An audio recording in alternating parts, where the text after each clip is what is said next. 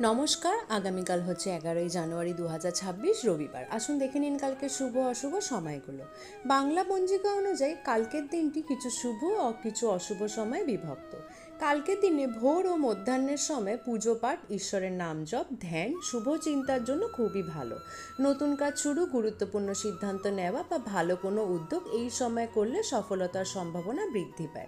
তবে কাল কিছুদিনের কিছু অংশে অশুভ সময়ও রয়েছে। এই সময় নতুন কাজ শুরু, যাত্রা, বড় সিদ্ধান্ত বা আর্থিক লেনদেন এড়িয়ে চলাই ভালো। সন্ধ্যার দিকে প্রার্থনা, দীপ জ্বালানো ও শান্ত মনে ঈশ্বর স্মরণ করলে মানসিক শান্তি লাভ হয়। তাই সবসময় মনে রাখবেন, শুভ সময়ে ভালো কাজ করুন, অশুভ সময়ে ধৈর্য ধরে অপেক্ষা করুন। ঈশ্বর আপনার দিনটি শুভ করুক। ভিডিওটি ভালো লাগলে লাইক, শেয়ার, কমেন্ট ও সাবস্ক্রাইব নিশ্চয়ই করে দেবেন। দেখা হবে আগামীকাল নতুন একটা সময়সীমার সাথে। আপনার দিনটি শুভ হোক। ধন্যবাদ।